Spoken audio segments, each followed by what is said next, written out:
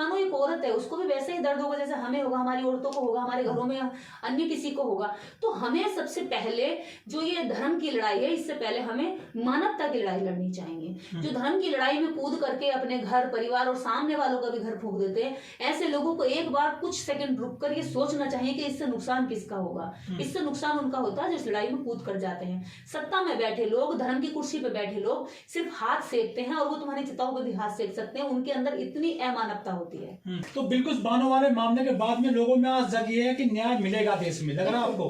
देखिए, इस देश के अंदर न्याय सबको समान नजर से देखता है, लेकिन न्यायालय में बैठे हुए लोग पीड़ित को किस नजर से देखते हैं डिपेंड उस पर करता है। क्योंकि कानून की धाराएं सबको बराबर लगती हैं, कानून सबके लिए बराबर है, लेकिन कानून को फॉलो करने वाले, कानून को लागू करने वाले किस नियत के हैं, किस नजर से अपराधी को देखते हैं। कहीं उन्होंने जाति का चश्मा तो नहीं पहन रखा, कहीं उन्होंने धर्म का चश्मा तो नहीं पहन रखा। क्योंकि जब हमारे अंदर जाति और धर्म का द्वेष होगा तो हम न्याय की कुर्सी पर बैठकर भी सही धाराओं को सही जगह पर इम्प्लीमेंट नहीं कर सकते। तो इसलिए ऐसा जो होता है, न्यायालय और जो न्याय प्रक्रिया है वो इस देश के अंदर इतनी दुरुस्त है कि यहाँ कोई नहीं बच सकता, यहाँ प्रधानमंत्री भी अपराध करके नहीं बच सकता। लेकिन जरूरत ये है, देखना ये होता है कि न्याय करने वाले लोगों की नीयत में कितना न्याय है। का काम आरएसएस करती है। तो आरएसएस से निकले हुए लोग किसी भी तरह की बुरी से बुरी अमानवीय घटना को अंजाम दे सकते हैं,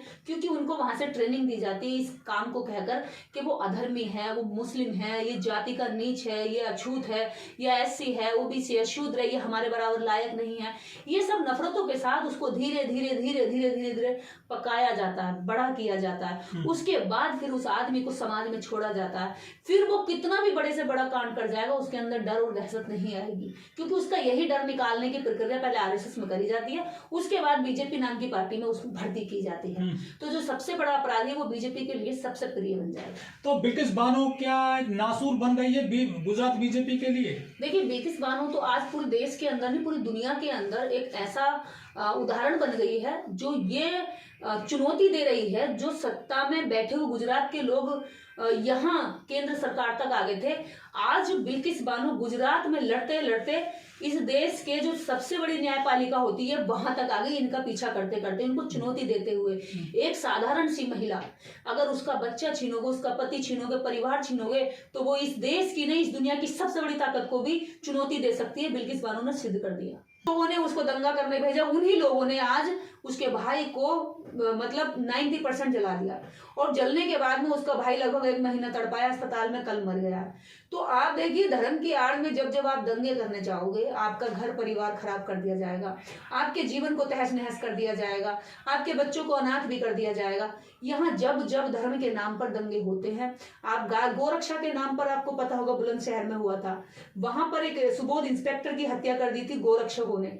और उसके बाद में जब वहां से वो गोरक्षक, वहां जब वो व्यक्ति अब जेल से निकल आया है, तो बीजेपी ने उस व्यक्ति को बुलंदशहर का महानगर अध्यक्ष बना दिया।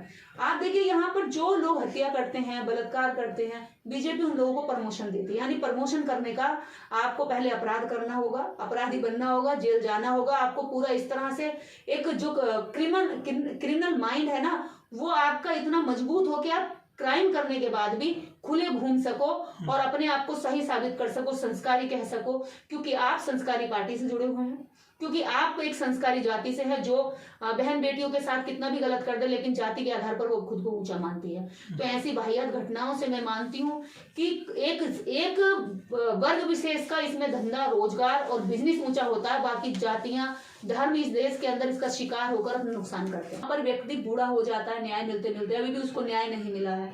तो हमारे देश के अंदर जब गुजरात के अंदर जुडिशरी ने उसको, न्यायालय ने उन अपराधियों को निकाल दिया, तो उन्होंने जाने कितने अपराधियों को बाहर छोड़ा होगा। इसी से पता चलता है कितने अपराधी वहां खुले में सड़क पर घूम रहे होंगे। जब इतना फेमस ये कांड था, गोधरा कांड, पूरे विश्व स्तर पर इसको जो है जाना गया था, इसकी आलोचना करी गई थी। ऐसी आलोचना के तहत उस आंदोलन के बाद, वो भी धर्म का आंदोलन था, और उसके बाद में अभी आपने देखा होगा नूह का भी आंदोलन ऐसे ही हुआ, जहां पर बिट्टू बजरंगी यहाँ से चला गया और जाकर वहां पे तलवारें लहरा दी, मुस्लिम घरों में दंगा कर दिया, महिला बच्चों को फूंकने का और नारेबाजी के तहत वहां पे दंगा शुरू किया।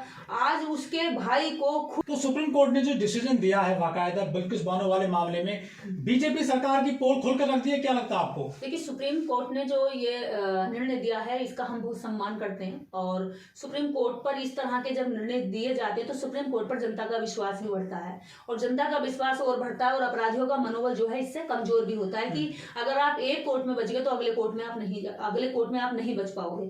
तो इस तरह से जो ये निर्णय आया है इससे लगता है कि न्याय चाहे देर से ही हो पर होगा, और जो लड़ने वाले लोग होते हैं, जिनके साथ जो पीड़ित होते हैं, उनका आत्मविश्वास को बल मिलता है।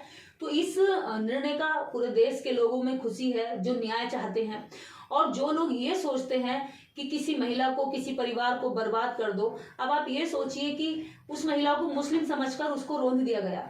अरे समझ में ये नहीं आता, वो भी तो महिला है, वो भी तो स्त्री है, उनका भले ही धर्म अलग है या उनका खाना पीना अलग है, उनका पहनावा अलग है, इससे क्या फर्क पड़ता है? वो उनका निजी जीवन का मैटर है, वो क्या खाते हैं, क्या पहनते हैं और क्या धर्म फॉलो करते हैं, लेकिन है तो हम जैसे इंसान ना। पहले हमें इंसान तो बनना चाहिए। लेकिन मोदी सरकार, जो मोदी जी खुद गुजरात से आते हैं, वहाँ मुख्यमंत्री रहे थे तब ये मामला पूरा हुआ था, गुजरात गोधरा कांड, तो उसकी छवि कैसी देखते हैं जो डिसीजन के बाद में, बीजेपी की और मोदी जी की? देखिए, उसी गोधरा कांड के बाद में मोदी जी को आरएसएस ने प्रधानमंत्री के रूप में चुन लिया, क्योंकि जैसे आपको बताया ना, छोटा नेता जब बड़ा नेता बन जाता है, जब कोई दंगा करा देता है या धार्मिक दंगे को सफल करा देता है, ऐसे ही गुजरात के दंगे के बाद आरएसएस ने देश का जो प्रधानमंत्री था उसके रूप में मोदी जी को चुन लिया था।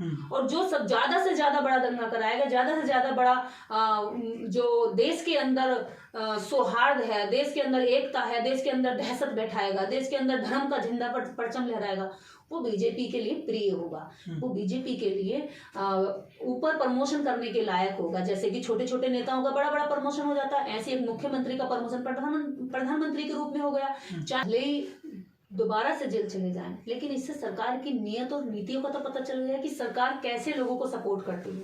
सरकार बेटी बचाओ बेटी पढ़ाओ के नारे के आड़ में इन बेटियों को दांव पर लगाती है और अपराधियों को बाहर निकलवाती है जेल से, और फिर फूल मालाएं पहनवाती है।